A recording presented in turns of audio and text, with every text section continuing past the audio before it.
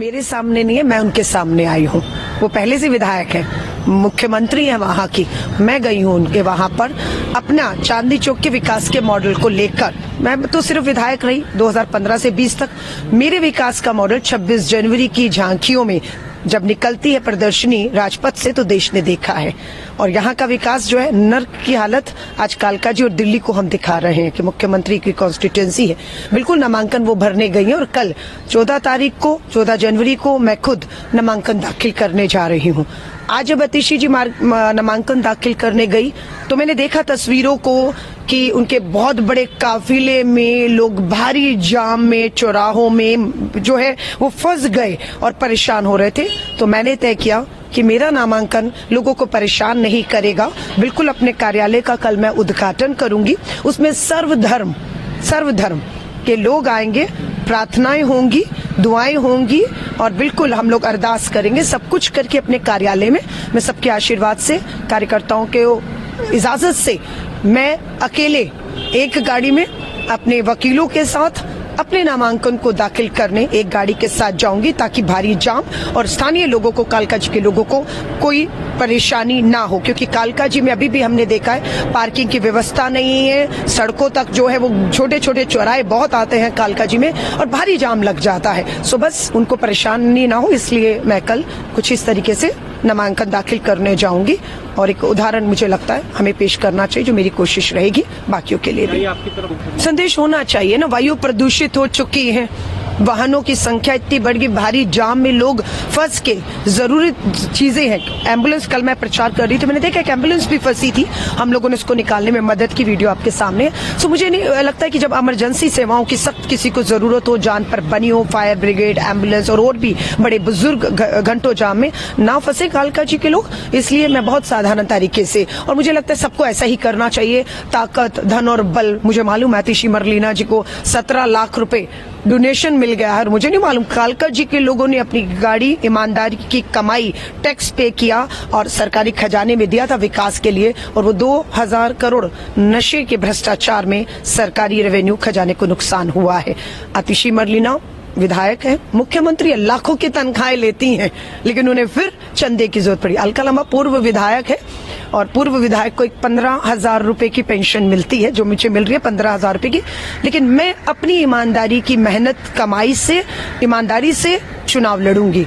जनता से पैसा मांगना है तो जनता ऑलरेडी टैक्स पेयर के तौर पर पैसा दे रही है और दिया भी था। जो 33 करोड़ रुपया शीश महल पे खर्च हो गया और शराब नीति पे खर्च हो गया। सो 17 लाख रुपया मैं मानती हूँ ये किसने दिया। आतिशी जी को जरूर खुलासा करना चाहिए उसमें से कालका जी के कितने लोग हैं जिन्होंने आपको दिया। मुझे नहीं लगता कालका जी के लोगों का इस 17 लाख में कोई योगदान है। देखिए, मैं वही कह रही हूँ, बहुत अच्छी भी बात है कि बीच चुनाव में जब लोग फैसला लेने जा रहे हैं वो किसी धोखे में ना रहें, उनके सामने सच्चाई पूरी तरह से आनी चाहिए। बेहद जरूरी है। जब सच्चाई नहीं आती है तो लोग धोखे में आ जाते हैं और अपना एक वोट 5 साल के लिए वो किसी गलत पार्टी या उम्मीदवार को चला जाता है। केजरीवाल जी मुख्यमंत्री थे, दोबारा मैं देख रही हूँ उनके इश्तेहार कि वो मुख्यमंत्री होंगे। केजरीवाल जी से एक बात पूछ लीजिएगा, क्या अदालत की पाबंदियां आपसे हट गई हैं? अदालत ने आपके हाथ बांध दिए क्योंकि आपकी कलम जो है वो भ्रष्टाचार, शराब नीति, फंड जारी करना अपने शीश महल के लिए 33 करोड़ उस पे चला। इसलिए आपकी कलम, ये सच है, अदालत ने छीन लिया, आपके हाथ बांध दिए। आप कोई सरकारी बैठक नहीं बुला सकते, आप कोई फैसले नहीं ले सकते, इसलिए आपको पद से इस्तीफा देना पड़ा और आप अगले मुख्यमंत्री नहीं हो रहे हैं। क्यों आप विधायक नहीं बन रहे? संदीप दीक्षित जी आपको मुद्दों पर, और अभी तो एक और वीडियो आया जिसमें महिला कह रही है अरविंद केजरीवाल जी आपने क्या किया, और वो माफी चाहूंगी खांसते हुए, हर चीज का जवाब खांसी का एक बहाना लेकर खांसते हुए आगे निकल गए। और वो महिला बता रही है कि नई दिल्ली में जो काम किया है वो कांग्रेस ने किया, शीला दीक्षित जी ने किया, आपने किया क्या? तो अदालत की पाबंदियां आज भी उन पे जारी है। आज उनका भारी विरोध नई दिल्ली में हो रहा है क्योंकि एक मजबूत उम्मीदवार जिनका नाम संदीप दीक्षित है वो टक्कर दे रहे हैं। कालका जी मैं खुद मुद्दों पर आतिशी को घेर रही हूँ और आतिशी को मालूम है वो वहां पर जो पहला चुनाव लड़ी, पहली बार विधायक बनी, पहली बार मंत्री और मुख्यमंत्री हो गई, अपनी वजह से नहीं, केजरीवाल की वजह से। लोगों को पपेट नहीं ही चाहिए। पपेट नहीं चाहिए, कमजोर मुख्यमंत्री नहीं चाहिए जो 2-2 मिनट में भावुक हो जाती हैं, रोने लग जाती हैं, मेरे साथ ये हुआ, भावनाओं से नहीं चलेगा। अब ये लोगों की भावनाओं से खेलने का एक तरीका है कि मैं रो दूं, मैं भावुक हो, बिचारी बन जाऊं।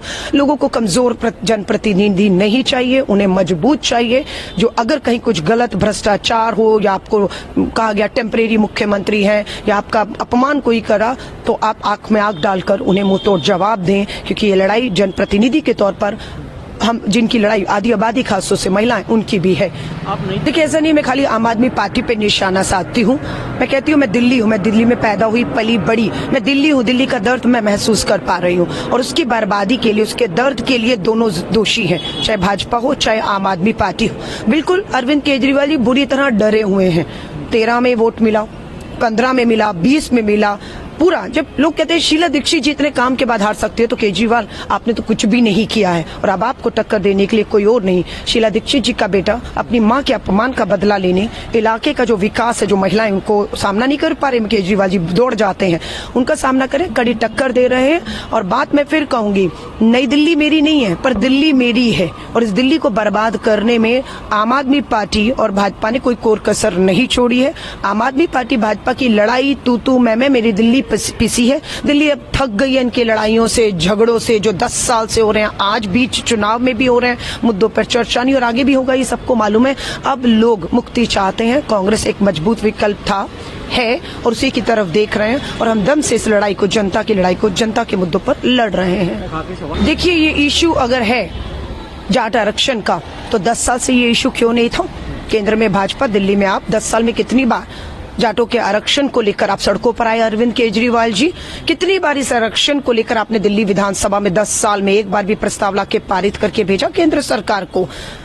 है ना, ये बांग्लादेशी, ये रोहिंग्या, ये झुग्गी उजाड़ दी जाएगी, ये डर खौफ, जाति की राजनीति, धर्म की राजनीति, कभी इमामों की तनख्वाहें देंगे, फिर इमाम आपके घर के बाहर खड़े हो जाते हैं 17 महीने की तनख्वाह नहीं, तो अब आप गुरुद्वारे के पंथी और मंदिरों के पुजारियों को कहते हैं 18,000 देंगे, जो भगवान पर आज तक भगवान के भरोसे थे, वो केजरीवाल के भरोसे होंगे? कभी नहीं होंगे। तो ये जाति और धर्मों की राजनीति क्यों की जा रही है? क्योंकि साफ सी बात है, ये पार्टी व्यवस्था बदलने आई थी, जाति और धर्म की राजनीति से कह रहे थे ऊपर उठेंगे, आज वो उसी दलगत राजनीति में जो है इसलिए ढकेल रहे हैं क्योंकि मुद्दों पर चर्चा ना हो जाए। जहरीली हवाएं, यमुना का पानी मेरी दिल्ली पीती है, वो पानी दूषित है, लोग पी के बीमार हो गए हैं, नशे, अपराध की राजधानी दिल्ली को धकेला गया है। आज किसी को भी 10 साल में सरकारी पक्की नौकरियां न केजरीवाल आम आदमी ने दी, न भाजपा की केंद्र सरकार ने दी है। आज हम ही को लोगों ने युवाओं के लिए 8,500 रुपया हर महीने की पहली तारीख को, हर पढ़े लिखे युवा को 8,500 रुपया महीना की पहली तारीख देंगे ताकि वो अपना कुछ काम धंधा शुरू कर पाए, जोड़ जोड़ के पैसा, वो कोई प्रशिक्षण ले पाए उन पैसों से और अपने पैरों पे खड़ा हो पाए। हमारे पास रास्ता है, रोड मैप है, लेकिन इनके पास 10 साल कुछ नहीं था, इसलिए महंगाई, बेरोजगारी, अपराध, नशा, हवा, पानी, विकास की हालत बद से बदतर है, ये लोग बोल रहे हैं और बेहतर है विकास के मुद्दों पर इनसे पूछा जाए जनता के बीच में।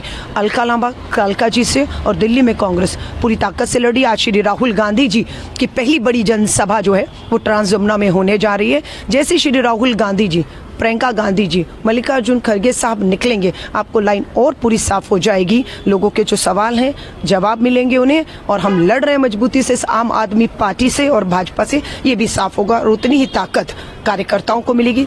दिल्ली के लोगों में क्लैरिटी आएगी कि कांग्रेस अकेले अपने दम पर 70 सीटों पर लड़ रही है और बहुमत 36 का मैजिक आंकड़ा हम छुएंगे और हम एक बार फिर सरकार बनाकर इस दलगत राजनीति, दोनों के झगड़ों से, भ्रष्टाचार से बाहर निकालकर दिल्ली को एक बार फिर